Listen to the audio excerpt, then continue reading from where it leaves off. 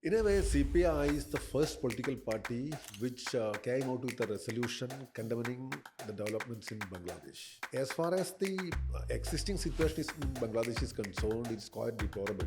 And we stand with the genuine rights of minorities everywhere. We fight for the minority rights in India. We stand for the minorities in Bangladesh as well. I have no hesitation stating that. One thing is quite clear, we fail to attract youth in our country. And without attracting youth and students, you cannot move forward. You cannot expect that youth will come to you. You have to go. You have to meet them. When central government, union government collects 100 rupees from Kerala, we are getting back 21, 22 rupees only. But in turn, you should give us at least a decent minimum amount. No, we are not here with a begging bowl. India is not a union of colonies. India is a union of states. And unfortunately, so as to say, we are being treated as a colony. Recently, this Wayanad landslides happened. Even now, till date, we did not get even a single rupee in the form of central assistance. Indian bloc adjustment, it's an alliance.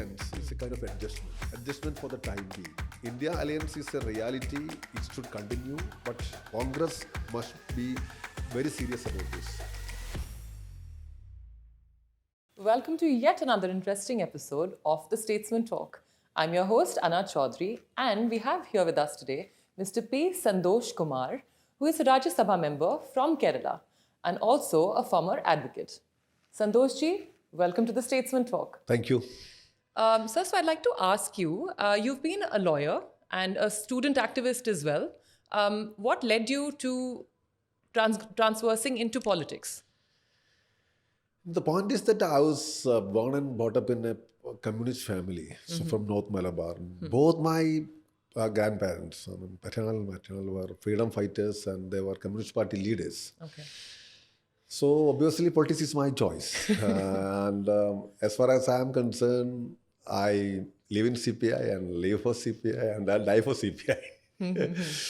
And in between, I was a practicing lawyer for some time. But at that time also, I was very active in the party.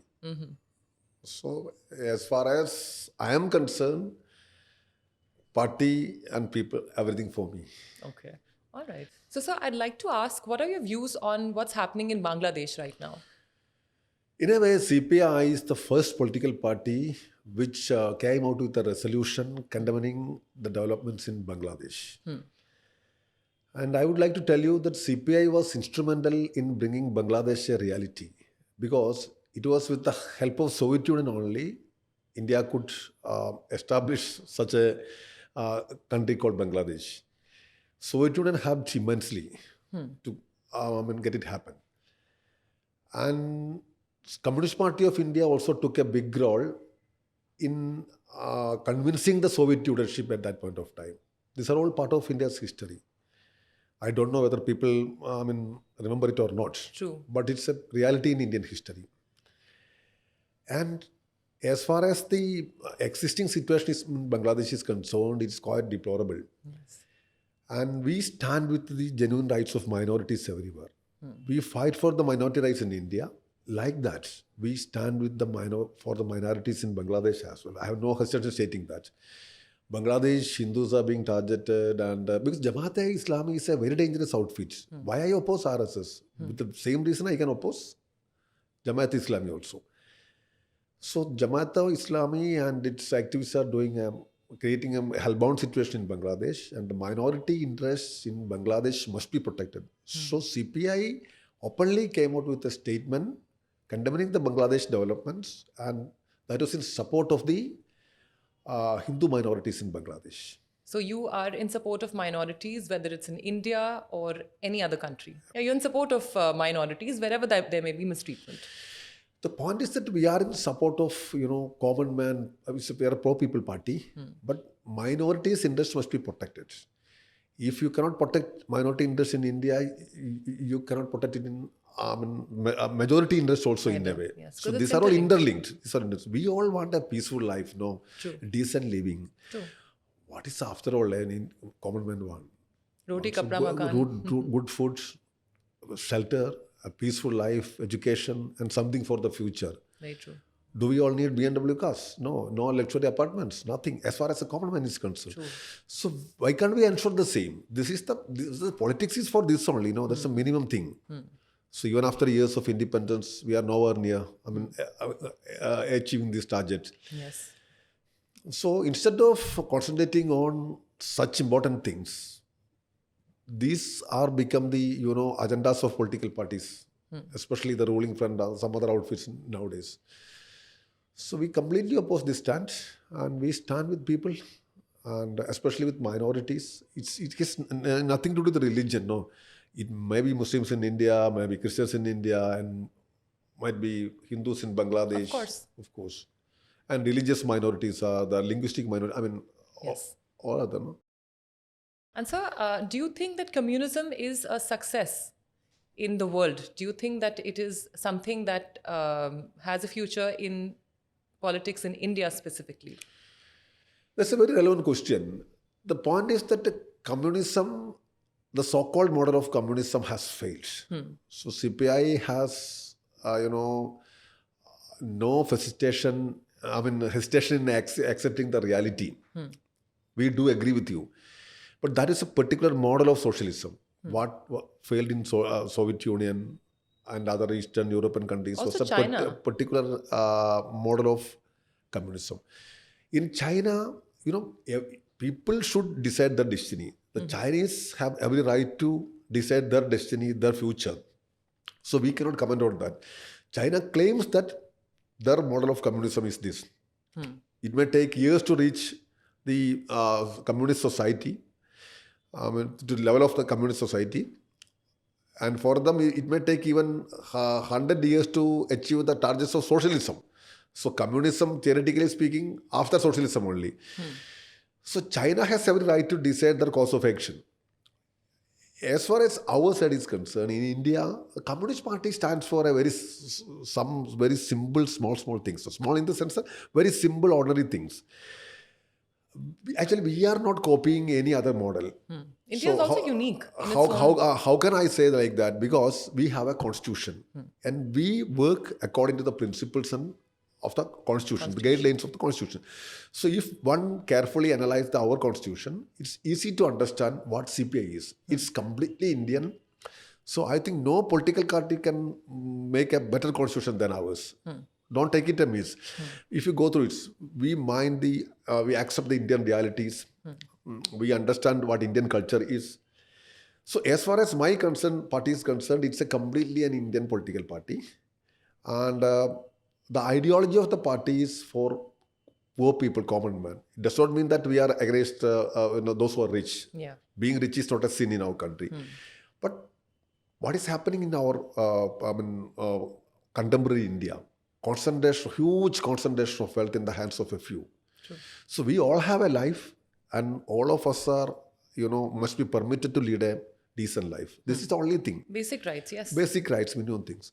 For that, we have enough resources. For CPI stands for that.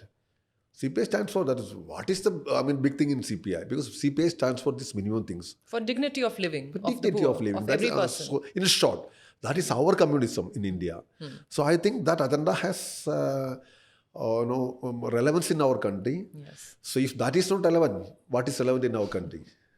So also, being a Communist Party leader, how do you see it being relevant with today's youth? Are there particular things that you think you're implementing to be relevant in today's time? One thing is quite clear, we fail to attract youth in our country. And without attracting youth and students, you cannot move forward. Yes. And we are a young country. We are a young country. So India is a young country that way. Around, a sizable portion of our population is youngsters only. Yes. So they decide the future of this country. So you have to adapt with the changing aspirations of the youth.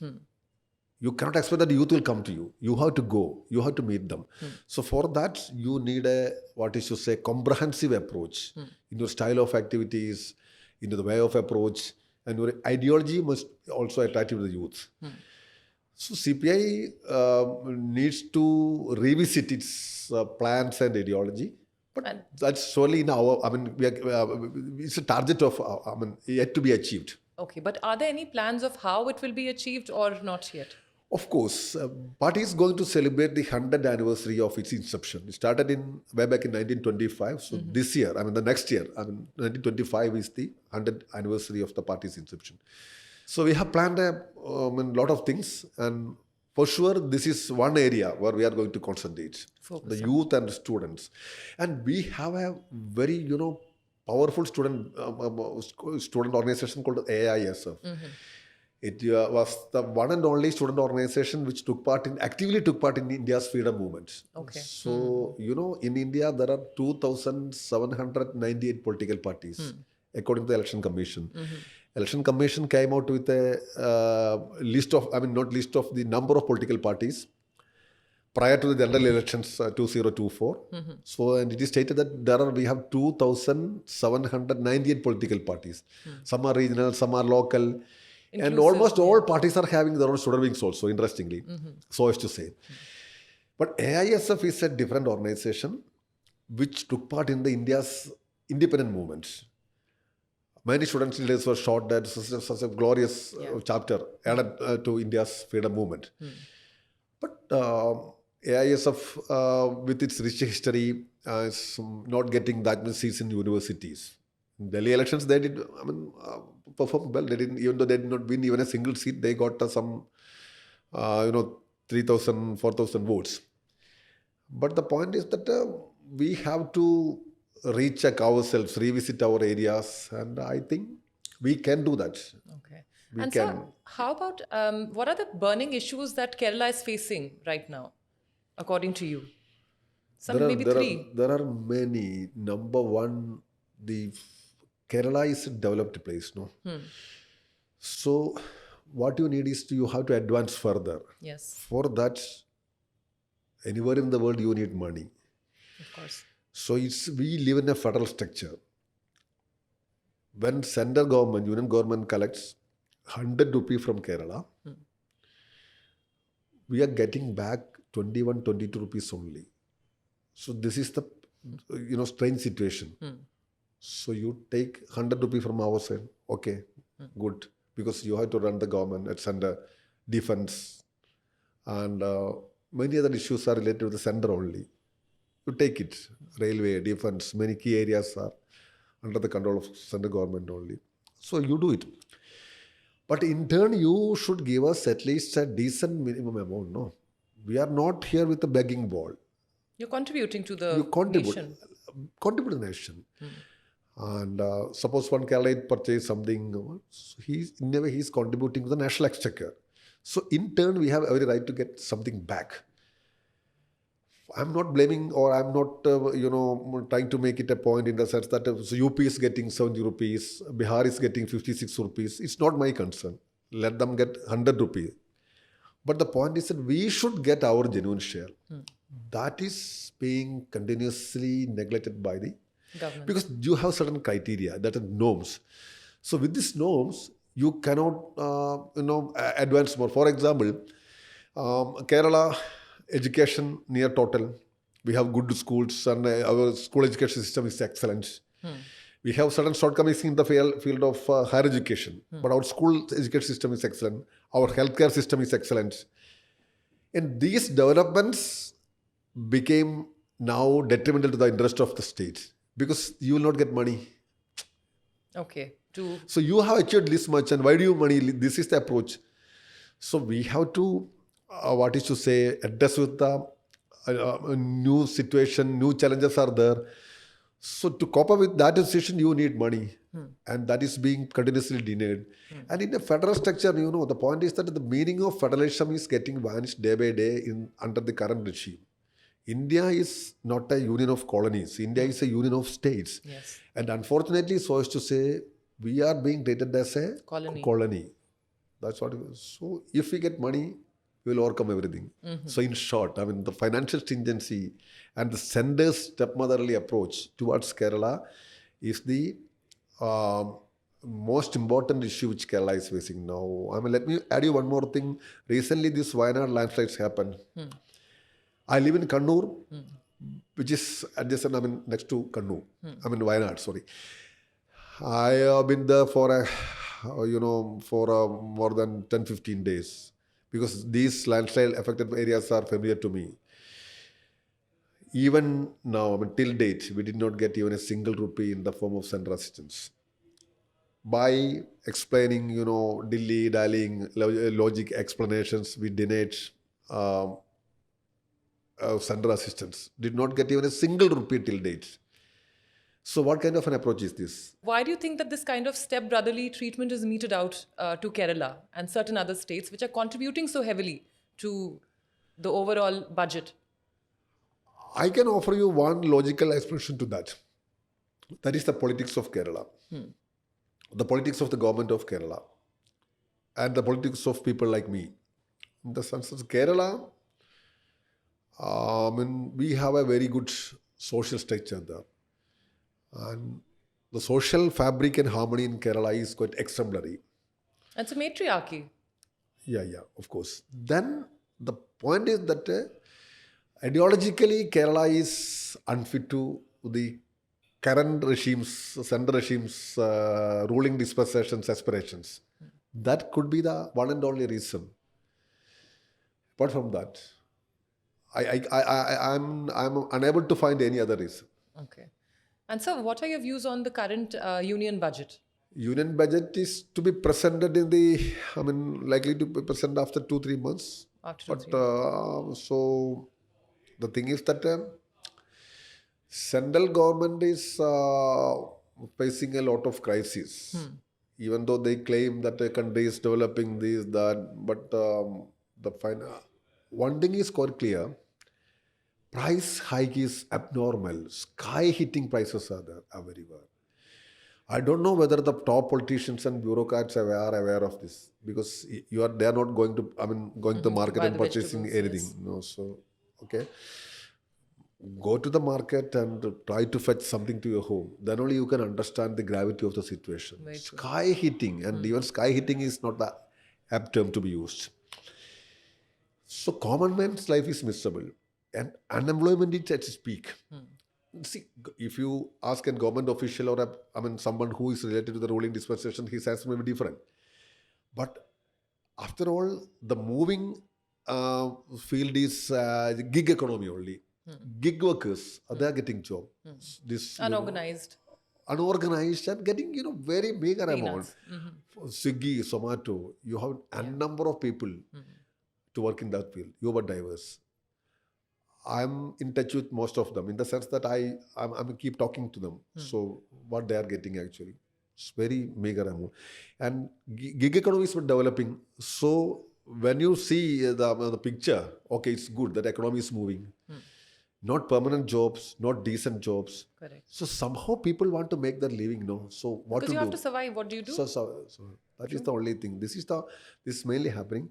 So I hope the government may try to, at least attempt to address these two issues. So what are your views on the India Bloc alliance? India Bloc adjustment, it's an alliance. It's a kind of adjustment. Adjustment for the time being. Because... That's a very interesting term you've used. You're saying it's an adjustment for the time being. Of course, it's an adjustment for the time being. I have no hesitation to reiterate the term which I used just now. Why is an adjustment is required? This alliance is required. Because on one hand, Narendra Modi, BJP, Sangh Parivar, and a section of people who wants to transform India like a Hindu Pakistan, to put it in simple terms. So on one side. And on the other side, those who want to make it a secular country. This is very clear. If you go through the discussions held in the parliament yesterday and day before yesterday, it's evident from that also. The 42nd amendment to the constitution is not at all acceptable to the BJP till date. They did not digest the same. That way, India is not a secular country as far as BJP is concerned. And socialism is, of course, nothing. According to them. BJP used to be the, not champions. The ideology of BJP used to be Gandhian socialism. Our finance minister even forgot that term also, because BJP was also part of the socialist, idea. Their version was a bit different. But what I'm trying to tell you, so in a fight between secular and non-secular forces, theological forces and secular forces, We don't want to make this a Hindu Pakistan. Whereas they want to do it, make it a Hindu Rashtra. So in that fight, you have to adjust with all other forces. For example, with Congress, we have many differences of opinion on economic policies and their past. Correct. And with many other political parties, there are many other political outfits. So you cannot adjust with them ideologically. But it's an adjustment for the time being, an adjustment for the betterment of the society and for a India which is India to remain secular in the coming days also. So without, India is a unique place. The idea of India is very difficult to define. The point is that the idea of India was the term used by Rabindranath Tagore years ago. The idea of India. So the idea of India is that you cannot see anywhere in the world. You cannot compare India with Europe. Correct. So you have to accept all these realities. It is the, suppose you, in terms of food, in terms of language, in terms The of diversity living you- style, India is entirely different. But even then we are one. So this reality you have to, so in the name of uniformity, you cannot do away with all these diversities. True. So diversity is the beauty of India, and any attempt to unify and doing away with this diversity is acceptable to us. So I think the India alliance should continue, but Congress should be more responsible to that. And more responsible in what sense? More responsible in the sense that the Congress, wherever they have upper hand, they are not ready to adjust other political parties. The India alliance is clicking or moving forward in Tamil Nadu and Bihar, and Jharkhand also to a certain extent. Why? Because The regional parties. regional parties are they have the final say, so they can move forward. They can take initiative. Congress is, Taking a back seat. back seat and partner only, not the leader. So where Congress is a leader, then we find it difficult. Where Congress is a partner only, it's easy. And it's a strength then in your It's done also. So that way, and Congress should come out of its own convictions. Some of them think that they are going to capture the power in the near future, and they have a powerful presence everywhere in the country. No, it's not like that. You have to understand the reality and be realistic and demand the impossible.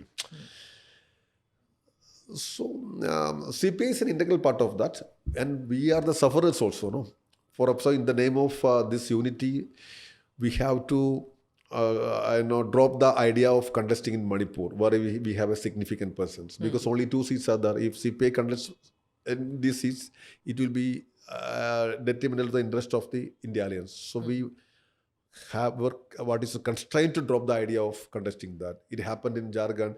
It happened in Chhattisgarh also. Not in Jharkhand, Chhattisgarh also. We contested, but they could have adjusted CPI also. And in Telangana, we did not contest in the Lok Sabha elections. Even now, we have a significant presence in many parts of the country. Huge infrastructure, committed cadres, everything. But unfortunately, we are nowhere in the electoral picture in many parts of the country. So we will try to revamp it, revive it. And to your question, India alliance is a reality. It should continue, but be realistic and demand the impossible. That must be the Congress. What is to Inner say? sentiment. Of course, Congress must be very serious about this. Okay. This is what I can think. And who do you support? Do you think that Mamata Banerjee would be a better choice to lead this? Or do you think that Rahul Gandhi would be a better choice for this? That way, I am nobody to comment on that, because it's your personal view. It's an alliance of many political parties. But Mamata Banerjee is not fit to lead that movement. Okay. Why? Because, take it from me personally, my personal view only. Mamata Banerjee could not, adjust with the India partners even in her stage. For example, CPM, Congress, CPI, all are there in West Bengal. So what is her approach towards these political parties in West Bengal? It is obvious. They had to oppose Mamata Banerjee. And even after years, TMC is not a pan-India presence. it, Correct. she tried her level best. They tried to start units in Tripura, Assam, even in Kerala. I don't know much about other states. So she is a mass leader, no doubt at all. Made tectonic shift in West Bengal politics. I do agree, but at the same time, she is not a pan-India leader. So Congress, being the single largest party in our country, which is having significant presence in almost all parts of the country, should take the lead. But with a realistic Congress leadership and what is a sensible approach. That's what I can say. Okay. So there was a controversy on Ambedkar yesterday. Would you like to comment on that in the parliament? Of course, we had a 2 days discussion on constitution. In fact, the government was not ready to have such a discussion. They conducted a program on 26th of November to mark the very day of this adoption of constitution by the Constituent Assembly. But because of the compulsion of the India bloc, this discussion took place. While concluding the discussion, our Union Home Minister, Mr. Amit Shah ji, made two comments. Made two comments. So why it is so deplorable as far as my side is concerned? Number one, if you go through the video clippings which are available in the public domain, the style of pronunciation, that always, very important in politics and life. If you call me Sandosh like that, I mean, when you address me or when you talk about me to someone, Sandosh like that, does it seem awkward? Of course. It's awkward. So go through that. Ambedkar. And he lost control there in a way. Because if you are arrogant in the sense that you cannot keep it always inside, that may come out sometimes. It's also, so I'm to that extent only I can say. So that arrogance came out. That is number one as far as I am concerned, the style of the pronunciation. Secondly, and more importantly, the message was very clear. Why are you chanting or why are you pronouncing his name continuously? You could have done it. I mean, you could have chanted the name of God. You could have prayed for God. I mean, pronounced the name of the God continuously. Then you could have reached to heaven. Means by pronouncing or continuously chanting this Ambedkar name is of no use. Better you do. I mean, you pray or... so what does it mean? This is an activity without any use. So it's a very big message, threatening message. So that is not at all acceptable. And the millions of people in country, as far as they are concerned, Ambedkar is their Bhagavan. Absolutely. So and there is no doubt about the fact that he is... There is no point in comparing, God and Ambedkar also. But the message was very clear. Don't waste your time by always concentrating on Ambedkar. This is what, in short, his message. And that something that became a very serious issue now. Do you think that this trend has been sort of followed for the past few years? It started with Rahul Gandhi being referred to as Pappu commonly, and Didi, there were some comments about Mamta ji as well that were made. Didi is a good term, no? But there were comments made in the past which were not of the best tune, and it was noticed. And there was a lot of backlash. There also, our Modi. Prime Minister spoke many times. The style of calling Didi. Style of calling is very important, no? In politics and life, style of calling is very important. The insinuation. All politicians should keep it in mind. The way you call a person's name, especially in public platforms. But Didi is comparatively a better term and you can adjust with that one. But Pappu was quite objectionable. But nowadays, no one even remembers that. But it's continued for such a long time. It's continued for such a long time. And one very good thing about Rahul Gandhi is he could overcome that with his actions. Because, walked, covered, kilometers. Almost all Indian states, they conducted padayatras, and Rahul purposefully, with his committed work, overcame that. So no doubt at all. So, what is the future planning of CPI? Many, because CPI is, as I told you in the beginning, nearing 100 years of its inception. It's a political party which took part in the freedom movement of our country. Of course, we had committed a lot of mistakes in the past, no doubts. During the time of freedom movement, we committed certain mistakes that isolated us from the people. And after independence also, we had committed some mistakes. But if you compare these mistakes and achievements, our achievements are very big.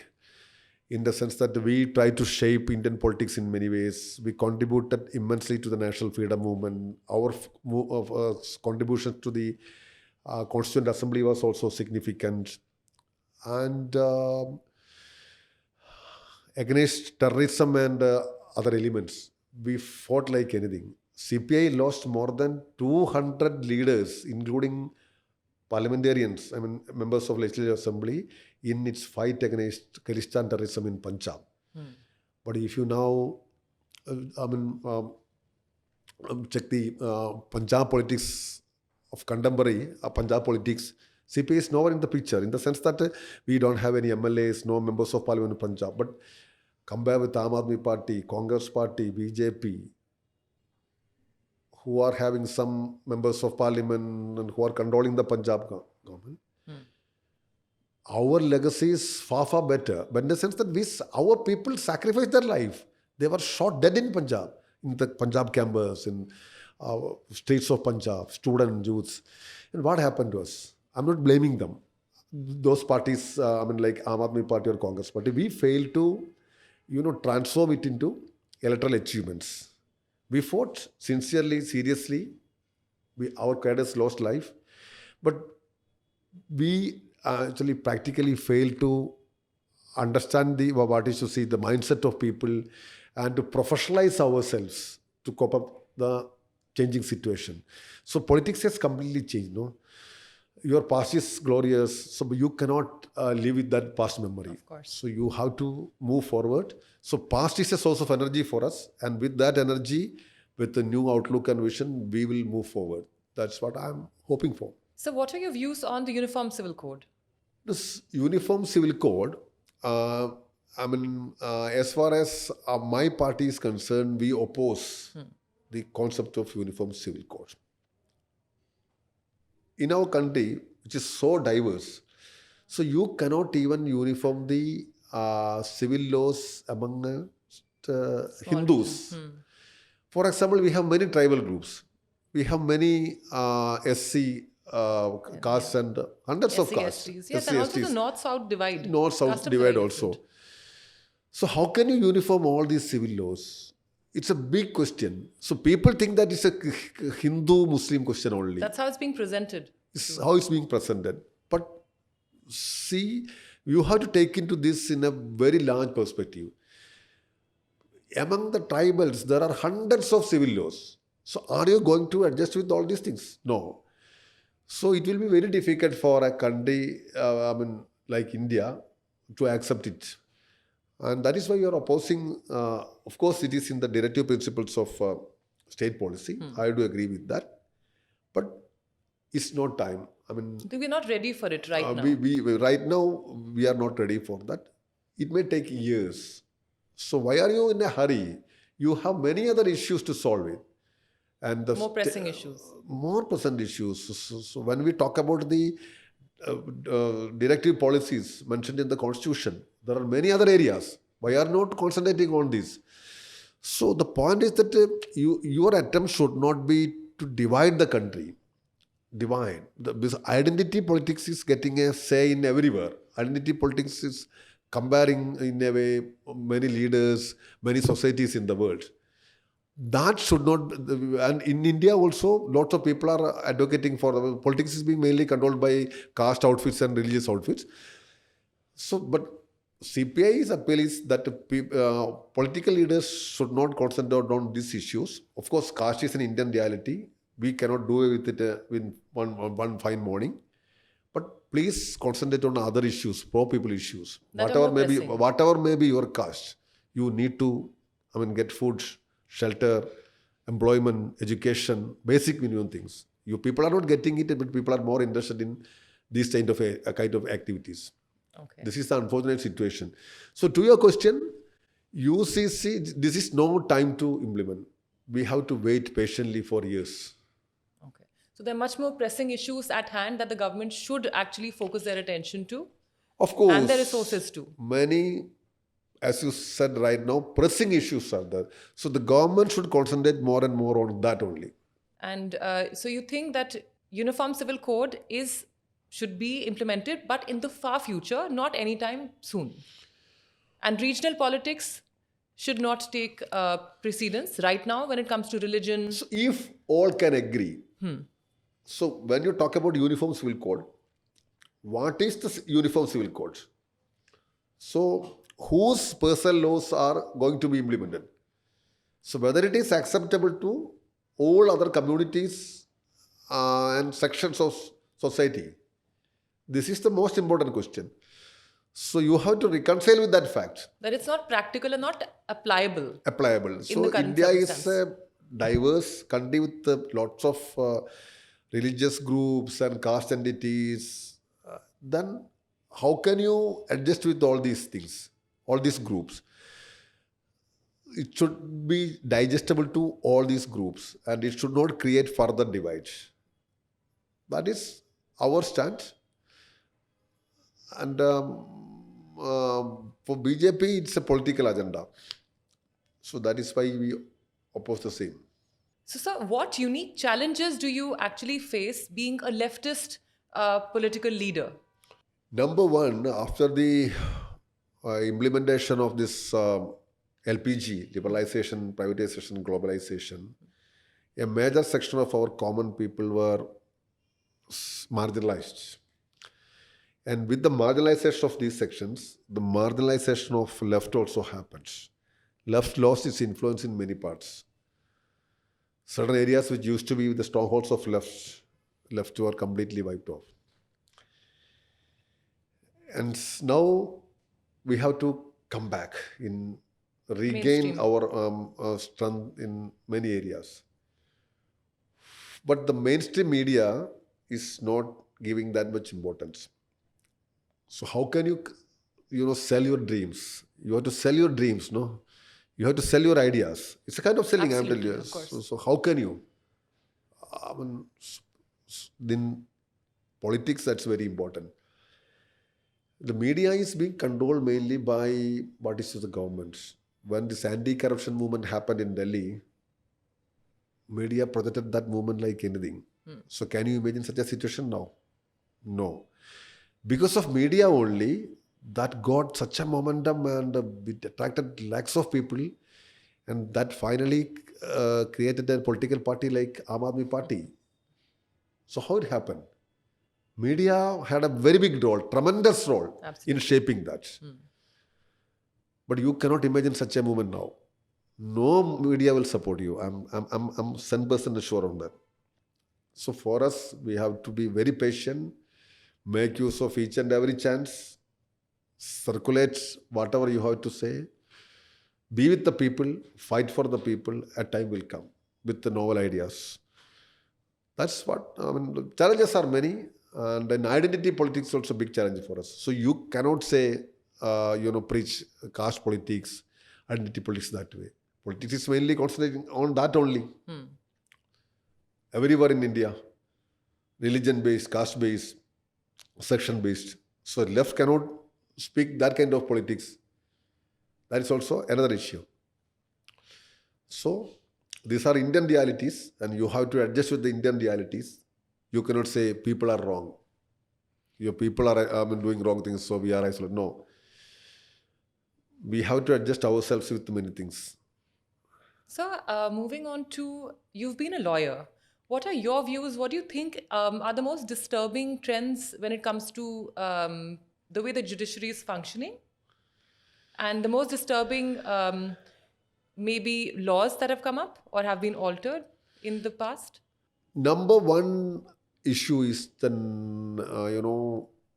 enormously high number of pending cases. Huge number. Lakhs of cases.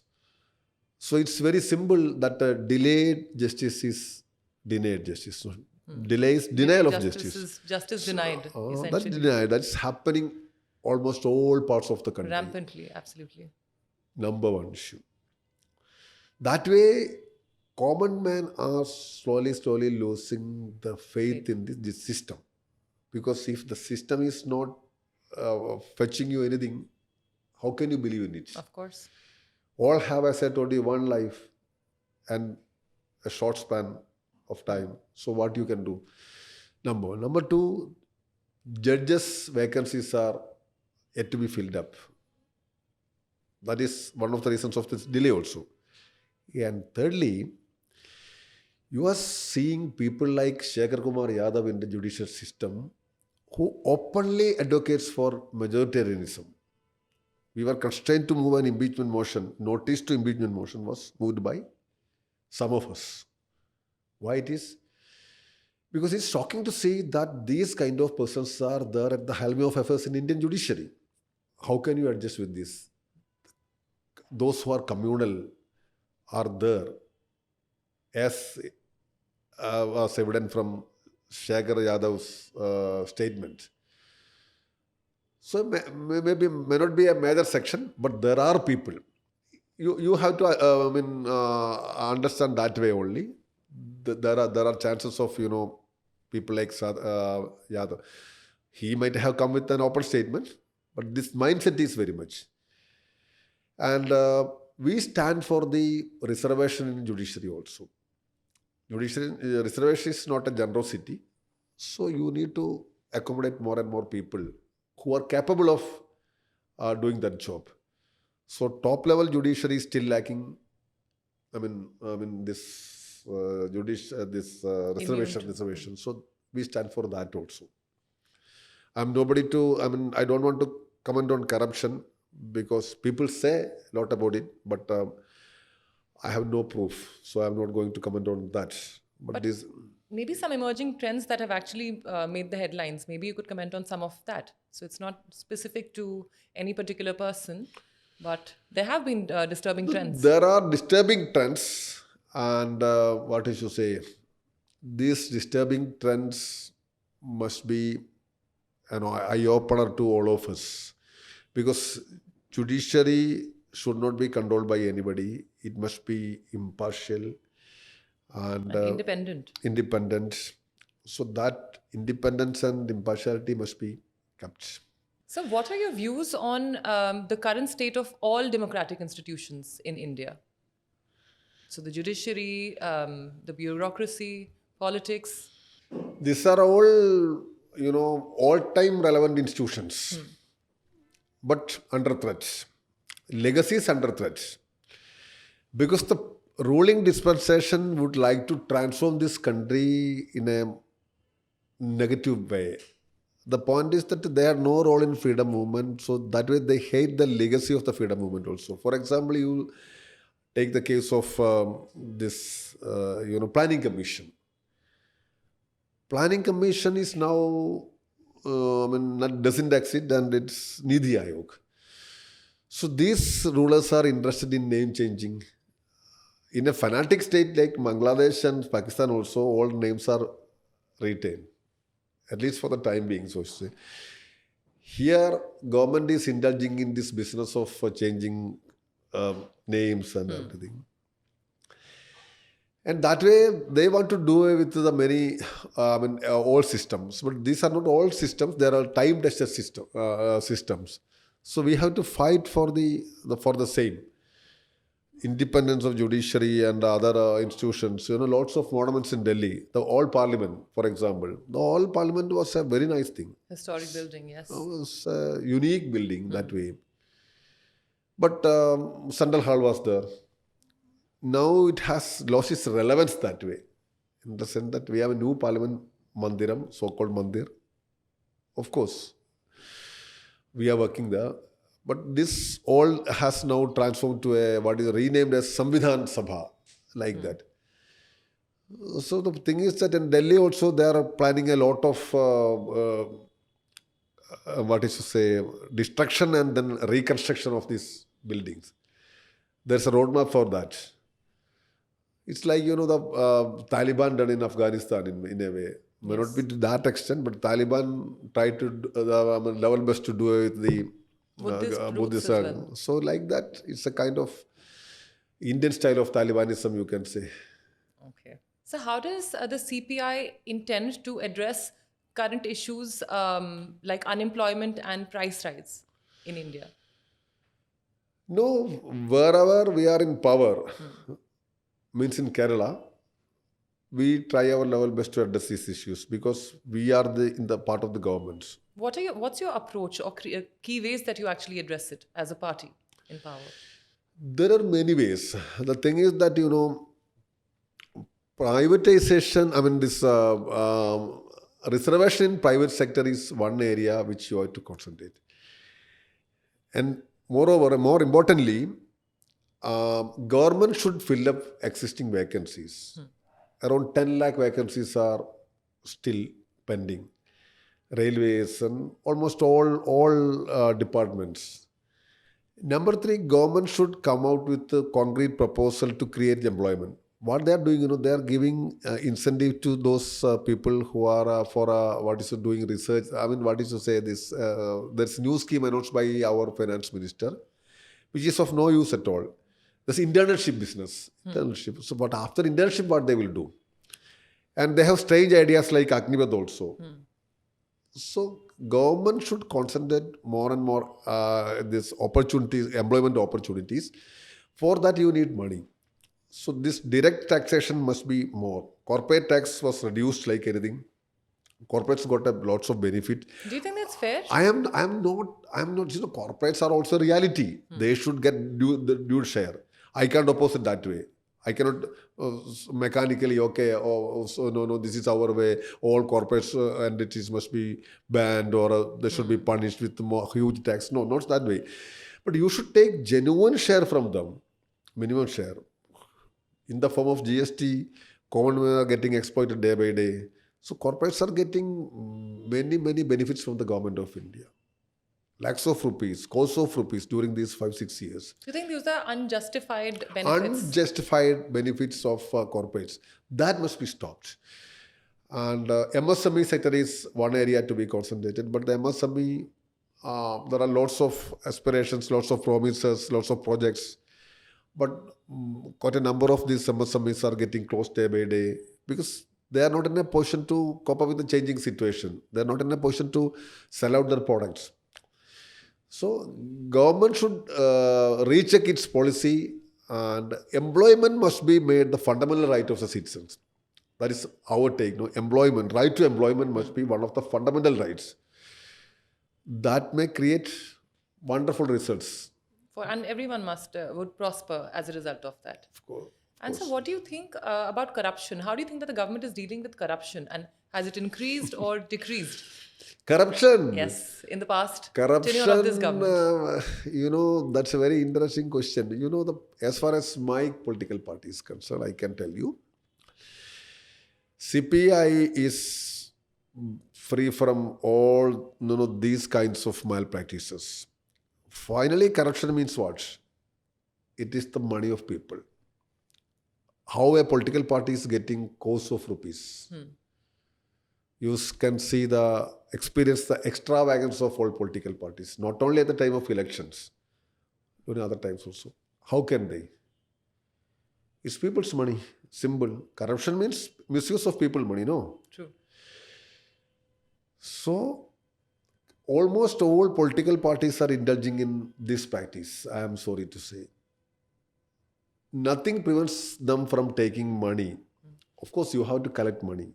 You need to collect from people. Otherwise, how can you run the party? You cannot run your party always taking money from your pocket. And it's not possible also. In today's time, I believe. Earlier there were. In today's time. But this is a kind of, robbery. What is happening in our country? Of the masses. Of the masses. Robbery of the masses, that is happening. But people are not aware of that. The more you are corrupt, in some parts of the country, people will support you more. Do you think it's being done strategically to basically keep the poor poorer so that they don't, they're always struggling for the basics and never actually think? Of course, the point is that, you can see the announcements made by many political parties during the course of election. Go through the manifestos of political parties. It's very interesting. It will tell you something. We will give you this kind of things. We will give you this much of rupee in the form of, adultery Odana scheme. Women will get 2,000 rupees. As if these are all, your generosities. No. The point is that it is all people's genuine doubts, rights. All these soaps offering to the people. And unfortunately, so as to say, people have faith in that. They don't think that it's their own money. Who are these politicians and rulers? Elected by people. To say all these things. It is our money, no? Since you are at the helm of affairs, you have to manage it scientifically and you have to protect the interest of all people. Instead of doing that, what you are doing? We will give you unemployment youth. We will give you 500 rupees per month. Who are you? This is the big question which we have to address. And they don't want to see the poor getting uplifted, and because that may affect their vote bank. Okay. And so do you think that India is faced with the challenge of lack of resources? Or do you think it is not resources, but a lack of intent? That is what we are facing today. We have, abundant source of resources, no doubt at all, to cater our people, to feel them happy, what not we have. But the criteria of the rulers must be changed. And finally, politics stands for what? It should be for the common man, people. Whether it's common or rich, leave it. All should get a decent life. And to ensure that we have enough resources. But the intent must be changed. The policy, economic policy must be changed. So as a CPI leader, how do you view India's foreign policy, especially in regards to USA and China? USA, as far as USA is concerned, it is now taking a pro-US stance. But Mr. Trump is giving us a tough time. There were certain statements made. That's what I'm about to tell you. Trump is another, kind of fanatic ruler. Recently, he issued a statement. If BRICS countries, India is also part of India, if they will start a new currency of their own, there will be, embargo, financial blockage, restrictions against these countries. So he stated to that extent also.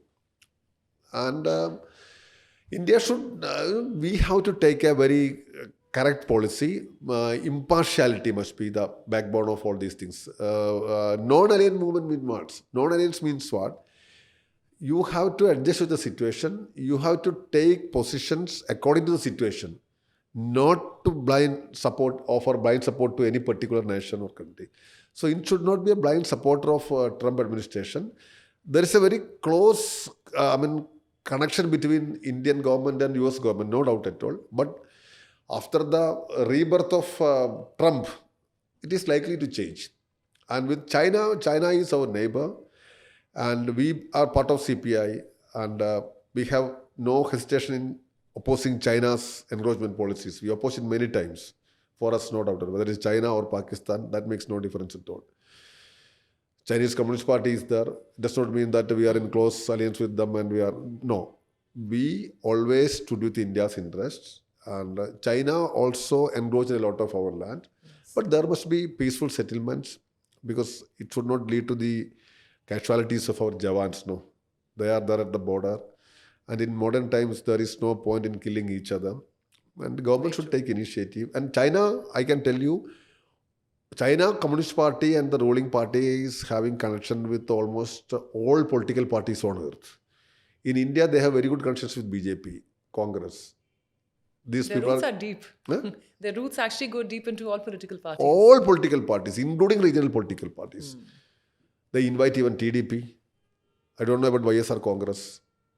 So this I came to know from Chinese authorities directly because I was in China for for 2 weeks. So I had a very lively, interesting chat with some of the authorities. Not now, some years ago. They openly told us we have very good relationship with more than 500 political parties on earth. I don't know whether they exaggerate the number or not, but I do remember. So China, since it's our neighbor, we have to be very vigilant and we have to protect our interests. So it's accused that the Kerala governor, Mr. Arif Muhammad Khan, he is trying to saffronize the Kerala University. What are your views on that? What's your take? Do you think that it is... As far as my party stand is concerned, Yes. we stand for the abolition of this very post of governor. Maybe the one and only political party which openly states like that. It's not my personal view, it's the stand taken by our party. Even this very name Raj reminds us of that British Raj. Okay. So governors are absolutely a post which is of no use. In today's context. In today's context, number one. Number two, governors are political tools of the central governments. They are trying their level best to destabilize the system. If you can purchase political leaders, okay, they will manage in some states. That you have seen in Maharashtra before the elections. Managed. Otherwise, they will try to destabilize the government. Many bills are pending in the governor's office. Finally, he will send it to the president. So that way, that purposefully dragging our own bills and related, things. Many bills are, which are very relevant, are still pending. Moreover, governor is acting as a super CM in Kerala, thereby trying to give an edge to BJP. And I'm sorry to say, the expenditure of these governors are very abnormally high. Once I called him Tariff Muhammad Khan because it's an additional tariff burden imposed on Kerala. I believe that you should not malign anybody's name, but in politics you have to do that, no. So you go to the expenditure which he had incurred. Too much. So politically, he is against the Kerala government and trying to destabilize it in many ways. But I hope his term will end, and I don't know, it practically ended and this government may extend his term, I don't know, but the better he leaves Kerala, that is, better for the interest of Kerala people. Okay. And sir, what are your thoughts on one nation, one election? So one nation, one election is a very crazy idea, which is not going to happen. We think it's an attempt to marginalize the regional political parties and the federal structure of the country. If you go through the Indian history, pages of Indian history, one interesting thing you have to note, that the RSS as an organization was opposing the concept of federal states in the name of language. They firmly believed that this form of federalism will endanger the prospects of national unity. That was the take. Now, after becoming powerful, they are trying to implement these types of crazy ideas. One nation, one election, there are certain explanations to justify this crazy That will save thing. resources. But the resources, that's not going to happen. For example, you have hung parliaments. Okay. Then you have to conduct election. Then they say it is for the remaining period only. Suppose again it breaks, then what you will do? So to this simple but relevant question, no answer. In states also it can happen. So why you are insisting on all these types of things? And expenditure more or less the same, because certain studies related to Andhra Pradesh and some other states show that expenditure are more the same. And EVMs, a big issue. We are for the all ballot system, CPI.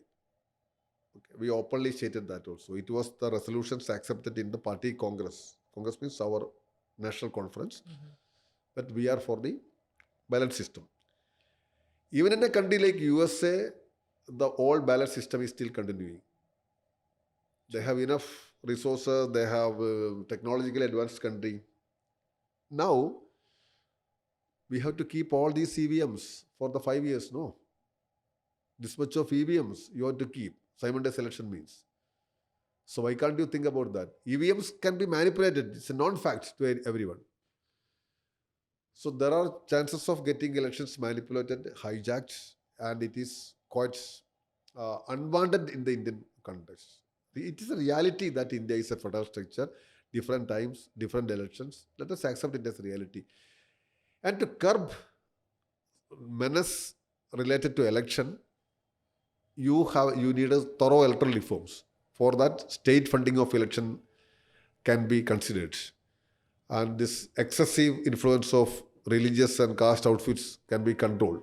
So you need a thorough, comprehensive electoral policy that can save the Indian election system, not these superficial ideas. So you think more needs to be actually thought about rather than putting a temporary band-aid on the issue? Of course, of course. What are the existing drawbacks of the Indian electoral system? This is the to be taken into Burning account seriously. The primary question should be that. To address, you have many recommendations. Such as, would you please elaborate on a few? Number one, black money. The pumping of black money is the one of the major issues. People are getting money and in a way bribed by political parties in many places. An open secret. And it's been a trend. To win an election, you need to spend crores of rupees. So practically, democracy has become dollarocracy in a way. In many parts of the country, I can cite you a number of examples. And state funding of the election was one of the suggestions of the Indrajit Gupta committee. EVMs must be scrapped off.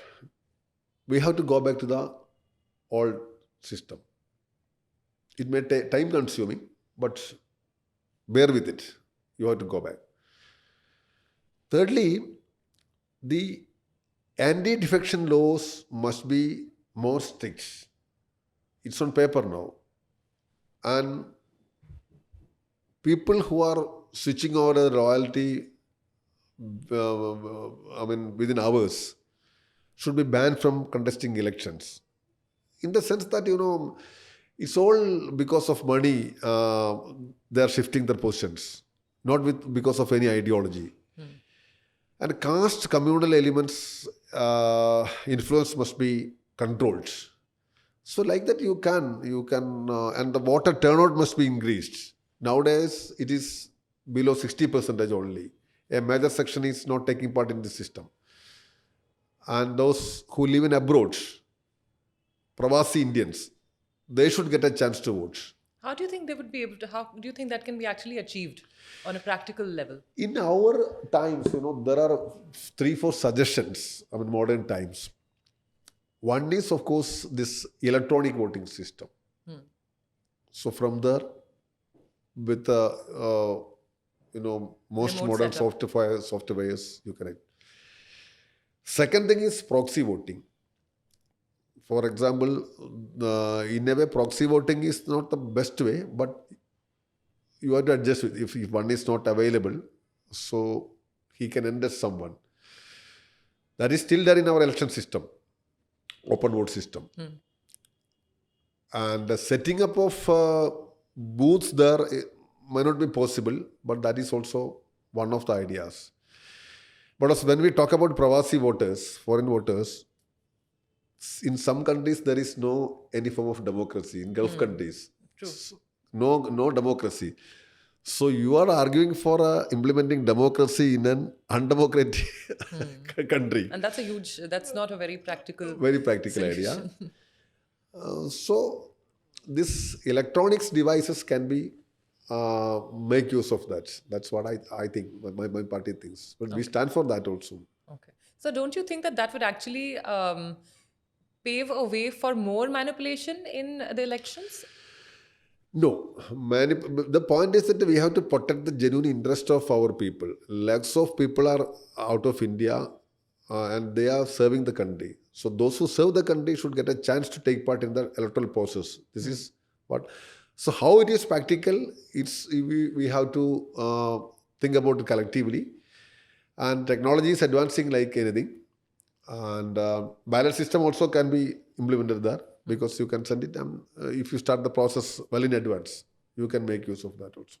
Okay, so you think that this is basically there's more food for thought on this, but solutions can come, as is the case with everything in life. Of course, everything in life. Food for thought, you are right.